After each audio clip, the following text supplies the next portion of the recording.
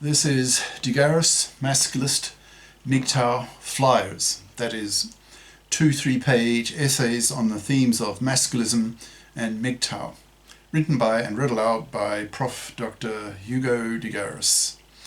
This is flyer number 367, part 2, entitled Biconscious Relationships.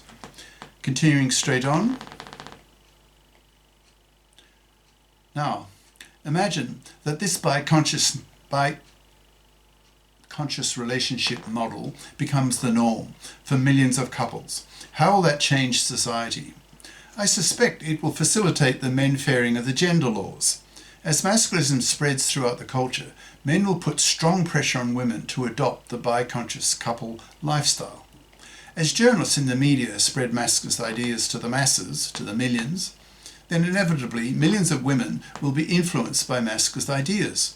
There's a lot of logic in masculist ideas that even one-eyed feminazis, provided they have half a brain, cannot fail to see.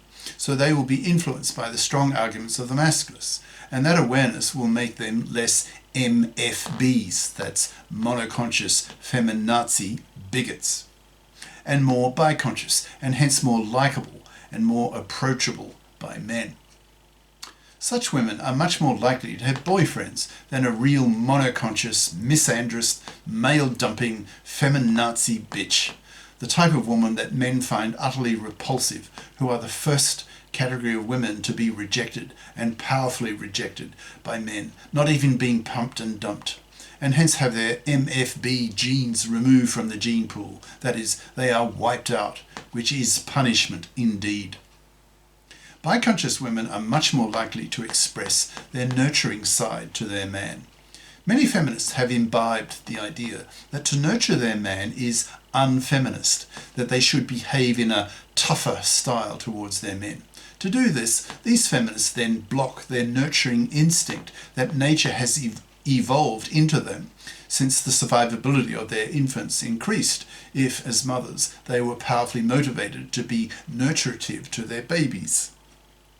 Men have deep memories of being nurtured by their mothers in most cases, so really appreciate being nurtured by their female partners. So once former feminists become biconscious, they will be more able to express their nurturing instincts with their male partner, who in turn will appreciate that nurturing very much, and hence will feel a much greater level of affection for his woman, for giving him that nurturing. When I began telling my female partner about my masculist ideas, she had to adapt to them. Of course, they were new to her, since masculism is still an unknown quantity to most women in 2020. But that is changing as more and more men go masculist, put up their videos on the internet and transmit their masculist ideas to the women in their lives. At first, she felt a bit threatened by masculist ideas, since for most of her life she has been taught that men are supposed to be supportive of women, not to attack them. So it took some persuasion on my part to convince her that gender oppression is a two-way street, and in fact that traditionally women oppress men far worse than vice versa. But if a woman is not biconscious, she will not see manslavery as oppressive, but merely as the cultural norm. To see men working for women as manslavery requires that the woman has her masculist consciousness raised. Since she is probably already a feminist, in the sense of expecting women to have equal rights and opportunities, she will need to become biconscious in order to see the gender polarized world differently from a masculist perspective, putting herself in the shoes of a man and asking herself the question, quote, "How would I feel working for a woman who does not bother to fip up and pushes me to give her stuff, pay for her, etc.? So, for many future biconscious couples, probably two essential ingredients in the relationship from the man's point of view will be that his woman, his partner, is both nurturative and fip. Since I'm a sage, that is an intellectual, a retired prof in maths/physics/computing, a third essential quality I would like my partner to have is that she is a sage too, so that I can share my intellectual passions with her. Well, most of them. Digressing a bit, I gave up decades ago hoping that second-wave feminism would make women interesting, in the sense that I'd be able to share my passion for math and physics with women. That never happened.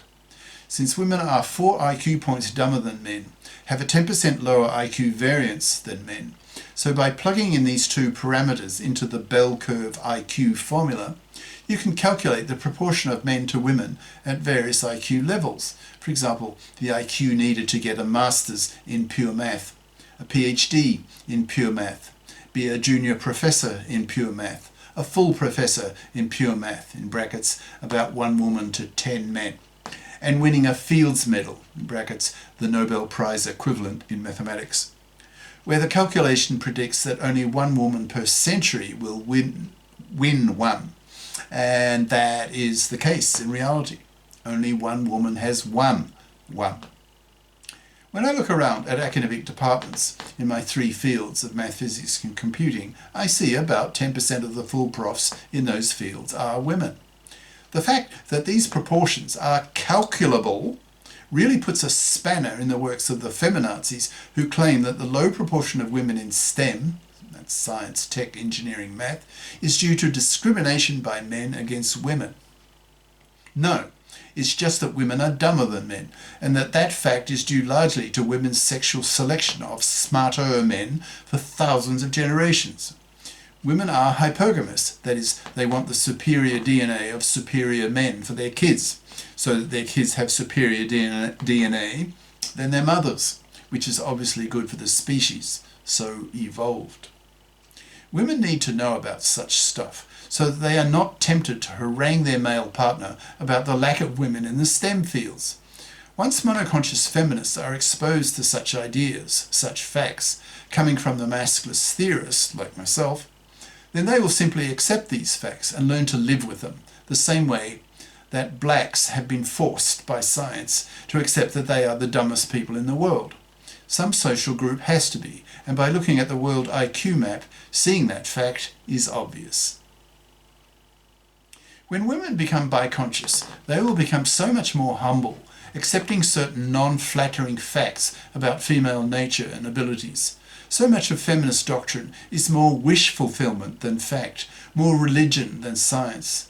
In a biconscious relationship, the man will not tolerate feminazi lies that women are as capable as men, in brackets, at least at the top end of the performance scale, because such feminist ideas are simply scientifically false. The biconscious woman will know this due to her knowledge of masculist science, and will not pretend that women, for example, are as capable as men at winning science Nobel Prizes. Masculist scientists teach women that women have won a pathetic 1% of science Nobel Prizes, and in fact the proportion of women winning such science Nobel Prizes has actually decreased in the second half century since the prizes were started a century ago compared to the first half century. Men in biconscious relationships will not have to put up with the inscience, that is, inability to think scientifically due to ignorance of science. Ignorance of monoconscious feminist partners who have studied non-STEM majors, who show their ignorance in ways that are most annoying to scientifically trained masculists. In my own case, my female partner has all 3 of the major traits that I'm looking for in a partner. She is a feminist in the sense that she has read most of the major feminist books and is well aware of the major feminist arguments, as am I. I use feminist ideas as a model for my masculist ideas, so I'm biconscious. Of course, since it's inevitable that my masculist ideas are influencing my partner, she is becoming biconscious. She is therefore one of the first such women, since masculism is still largely an unknown quantity to most people. But given the exponential rise of masculist and MGTOW thinking on the internet, that level of ignorance is rapidly diminishing.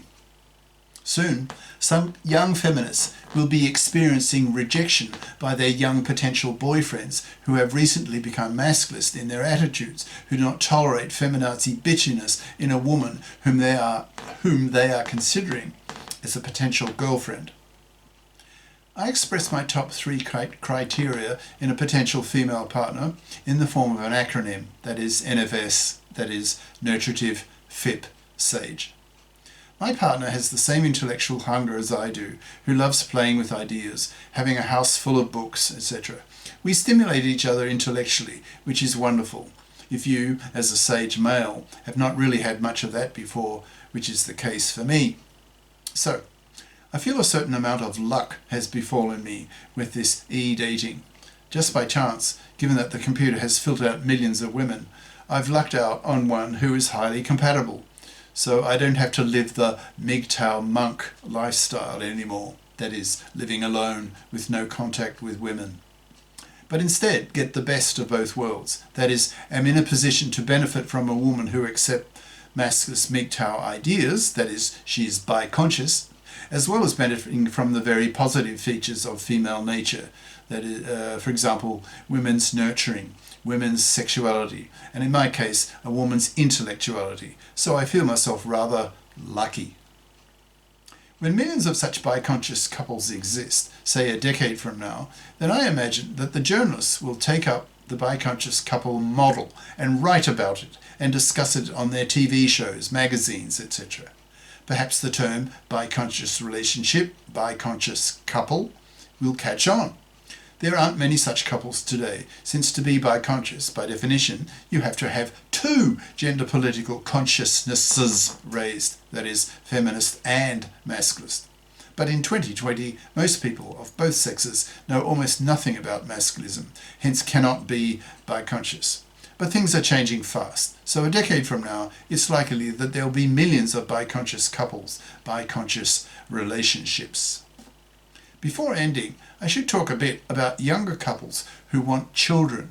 Having children is less and less likely on the part of men until the gender laws are made men fair, especially in the divorce courts, where today's divorce and hence marriage is so toxic for men. This toxicity causes 2/3 of young men in many countries today to reject marriage and paternity due to the fluffy feminist hypocrite takeover of the divorce courts, who then financially massacre and destroy the lives of divorcing fathers. Once the divorce courts have been men-faired and the para has been legislated, then young men will be much more prepared to be fathers again. However, the tway-tweffing lifestyle is much less practical for young parents, so living together full-time is more desirable for such parent couples, so the above is much less relevant for them.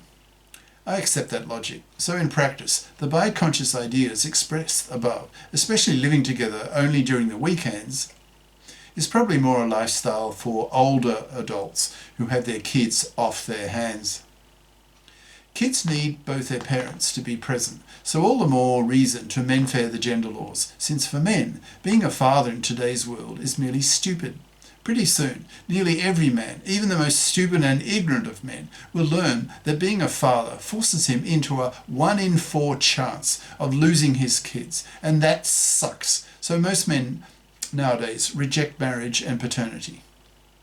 Sooner or later, the politicians will have to become conscious of this bitter reality for fathers and men-fair the gender laws. Otherwise, whole societies wipe themselves out.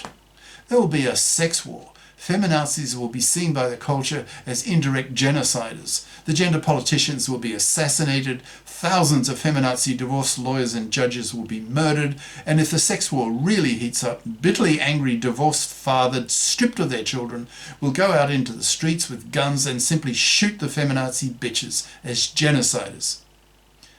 This may sound extremist now, but the logic behind it is inevitable if the gender laws remain so feminazi biased, so things have to change.